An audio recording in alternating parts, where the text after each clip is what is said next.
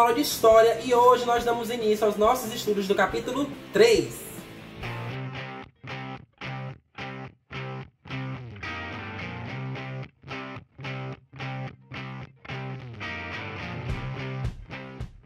Bom, minha gente, até aqui nós estamos estudando sobre o que é a moradia. E nas últimas aulas, vocês viram, eu falei muito esse termo moradia ou residência para que você comece a perceber que não existe só casa. Por quê? Porque normalmente quando a gente fala em morar, em morada, nós falamos muito casa e às vezes a pessoa mora em um apartamento, em um sobrado, em uma tenda, em uma caverna, em uma oca. Então, a partir de agora, nesse capítulo 3, nós vamos identificar os diferentes tipos de espaços domésticos, ou seja, os diferentes tipos de moradias, inclusive percebendo características dentro da história. Como assim? Será que os seres humanos sempre tiveram o mesmo tipo de moradia? Será que os seres humanos sempre construíram as moradias utilizando os mesmos materiais? Será que os seres humanos construíam suas casas da mesma forma que constroem hoje em dia? É tentando responder algumas dessas perguntas que nós vamos ver a videoaula de hoje. Primeiro, minha gente, que a história é feita a partir de espaço e de tempo, ou seja, quando nós, historiadores, estamos analisando um tema, nós sempre vamos percebê-lo dentro de um espaço, ou seja, de um lugar, e um tempo, ou seja, um período. Escolhe um tema, neste caso é o tema moradia, espaço doméstico, e analisa ele em um período e em um espaço, ou seja, um lugar. Exemplo, será que os seres humanos mais antigos, aqueles que viviam lá no período das cavernas, utilizavam materiais para construir suas moradias? Aliás, qual era o tipo de moradia que eles fizeram nessa época? Bom, minha gente, os seres humanos sempre buscaram uma forma de abrigar-se. Nós, seres humanos, sempre buscamos a proteção. Sempre queremos algo que possa nos proteger. E é claro que nesse período lá, antigão, onde existiam ferozes animais, onde a natureza era completamente diferente do que nós conhecemos hoje, os seres humanos precisaram encontrar uma forma de poder se proteger naqueles períodos. Então, o símbolo maior deste período aí, antigo, é justamente as cavernas. As cavernas foram as primeiras moradias humanas, vamos dizer assim, os primeiros espaços e lugares que os seres humanos buscaram para se proteger de frio, da chuva, do próprio sol ou dos animais perigosos que existiam naquele período. Nesse período aí, eles costumavam andar muito, não tinha uma moradia fixa como nós temos hoje. Todos nós aqui moramos em uma casa fixa. Nessa época aí, essa galera não tinha essas moradias, não. Eles apenas ficavam na caverna por um tempo, no dia seguinte já partiam para outro lugar para poder encontrar alimento. Eles viviam sempre mudando de lugar justamente porque precisavam se alimentar. E nem sempre, naquele lugar que eles estavam, encontravam alimentos. Então qual era a forma? Buscar uma nova caverna a cada novo momento que eles precisassem se mudar.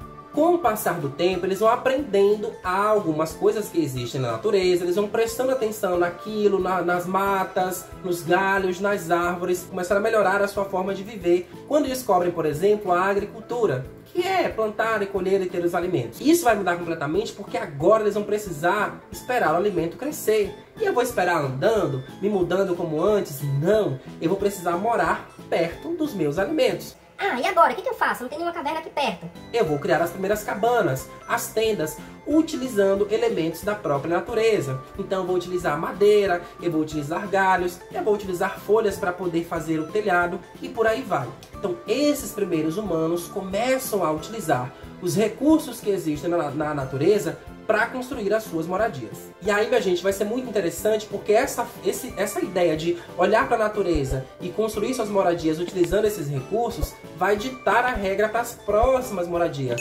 Aí a história vai avançar e novas moradias vão surgindo, novas formas de construir espaços para abrigo e proteção vão sendo criados. Então a história continua e os seres humanos ainda utilizam os recursos que estão disponíveis na natureza para criar suas moradias. Como por exemplo as pedras, as rochas que vão construir castelos, moradias. Não sei se vocês já viram alguns filmes bem antigos, quer dizer, não filmes antigos, mas filmes que falam lá desse período mais antigo, que mostra justamente moradias feitas de pedras, moradias feitas com rochas, né? As pirâmides do Egito, por exemplo, que eram sarcófagos. Sarcófagos. Tio Rodrigo, o que é sarcófago? É o nome da minha filha. Sarcófago é tipo caixão. Não tem um caixão que enterram as pessoas pra... né?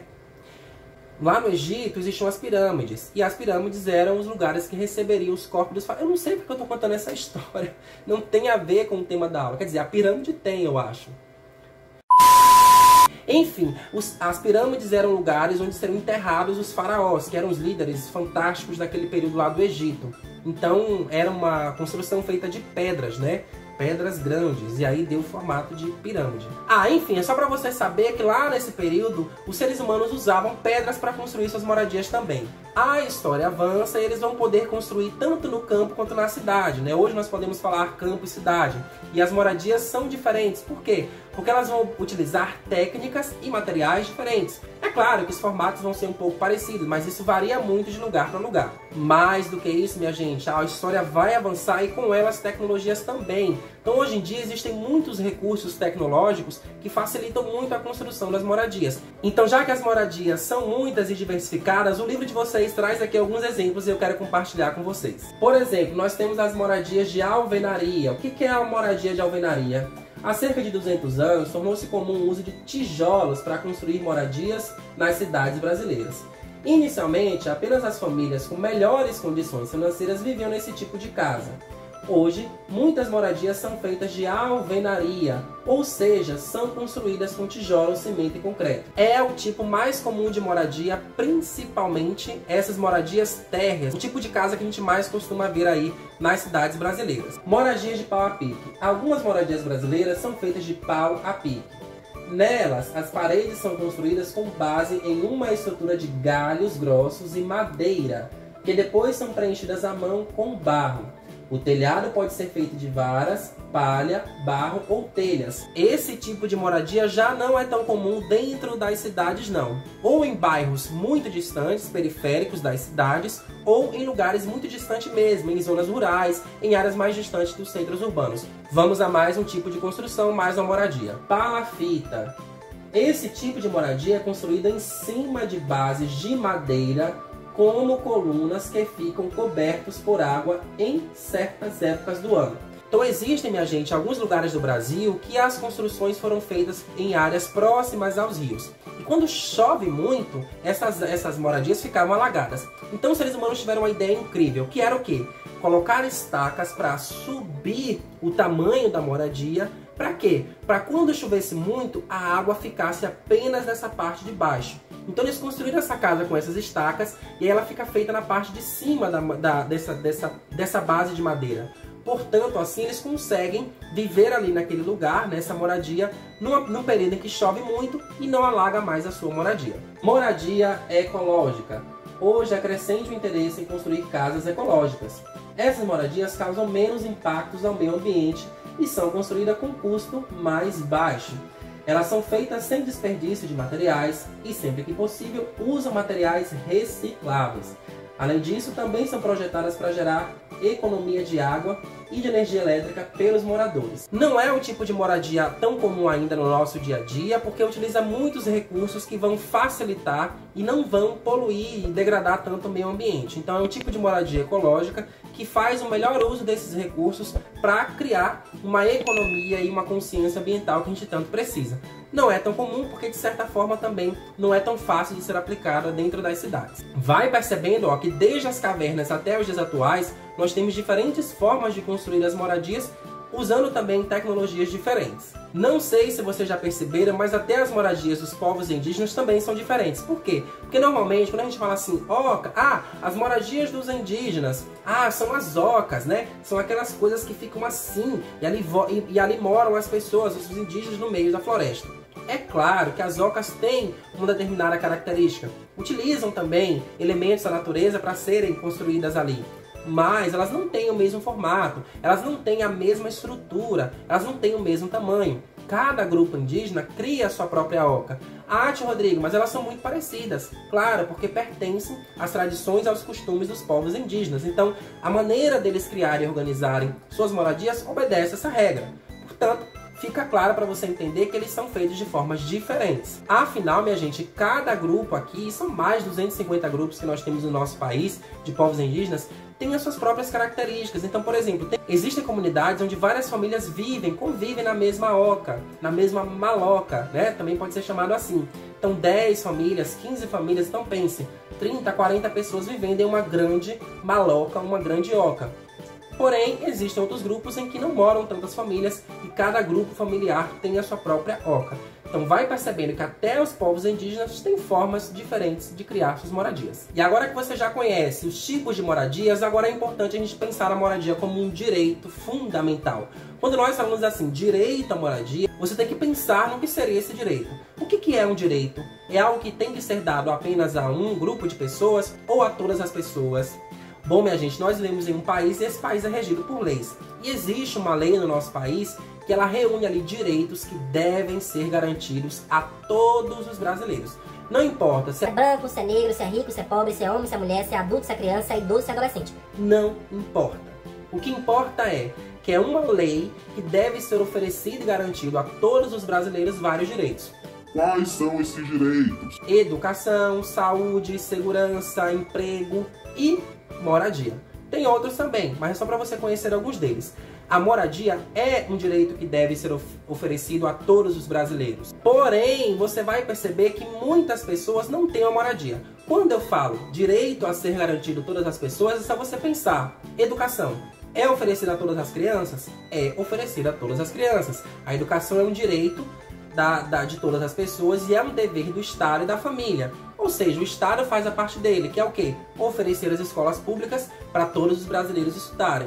E qual é a parte da família? Fazer com que estimular o seu filho a frequentar uma escola. A gente sabe, né, no fundo, que nem sempre é assim que funciona. A gente vê crianças que não estudam. Aí você pensa dessa mesma forma para a moradia. O governo deveria criar condições para todos os brasileiros terem uma moradia. Mas isso acontece na prática? Será que todos os brasileiros têm uma moradia para viver? Você deve ter uma resposta a respeito disso. No nosso dia a dia nós vemos pessoas que vivem nas ruas, pessoas que vivem em situação de abandono, pessoas que vivem em condições precárias. Porém, gente, moradia não é um teto com 4 paredes, não. Não é só dar uma casa para a pessoa morar. Não é só criar a condição de ela ter um emprego, de ela ter condições financeiras e poder pagar um aluguel ou até mesmo comprar a sua casa. Não é só isso. Moradia vai além disso. Além de ter o espaço onde ele fica ali abrigado, é preciso oferecer para esses moradores, para essas pessoas, educação, saúde, saneamento básico, infraestrutura, porque a moradia tem que ser digna. Não é só moradia, é uma moradia digna a todos os brasileiros. E essa palavra digna, que vem de dignidade, é pensada dessa forma. Oferece-se a moradia, mas em volta dela, para essa população, oferece saúde, educação, emprego, renda, segurança e todos os outros direitos que são necessários à qualidade de vida de um ser humano. Outro detalhe muito importante, essa lei que eu falei para vocês, ela é de 1988. É a Constituição Federal, uma lei muito importante no nosso país, que reúne esses direitos, como eu disse. Ali ela diz, moradia digna a todos os brasileiros. É um direito fundamental. Por que direito fundamental? Porque já existiu uma outra lei, a Declaração Universal de Direitos Humanos. Na verdade, é uma organização de países que se reúnem para ver aquelas condições que devem ser oferecidas para a população em geral. Lá, nessa declaração, são colocados os direitos fundamentais a todo ser humano. Ela é de 1948 e lá aparece a moradia como um direito fundamental. Então os países, minha gente, nessa época aí se comprometem a criar as condições necessárias para oferecer a todos os seus habitantes uma moradia digna. É claro que isso envolve, como eu disse para vocês, saúde, educação, segurança, porque não é só colocar uma pessoa dentro de uma casa, é oferecer dignidade a ela. Então perceba que existe uma organização que criou uma Declaração Universal dos Direitos Humanos para todos os seres humanos e diz que lá um desses direitos é a moradia. E nós temos também a lei do nosso país que diz que é um direito fundamental a todos os brasileiros. Porém, por que será, minha gente, mais uma vez eu pergunto, que nem todas as pessoas têm uma moradia digna para viver neste país? Reflita sobre isso, pense sobre essa pergunta, né? Por que será que nem todo mundo tem uma moradia? E o que nós podemos fazer para mudar este cenário dentro do nosso país? E a gente continua conversando sobre isso na nossa próxima aula. É isso, gente. Eu espero que você tenha gostado dessa aula. E se gostou, já sabe o que tem que fazer, né? Dá um like aqui nesse vídeo, dá um like no nosso canal, se inscreve, compartilha com todo mundo. Faz esse vídeo, faz essa mensagem, faz a história chegar para mais pessoas. E com certeza o seu tio Rodrigo aqui vai ficar muito feliz, tá certo? Beijo grande, a gente se encontra na nossa próxima aula. Tchau!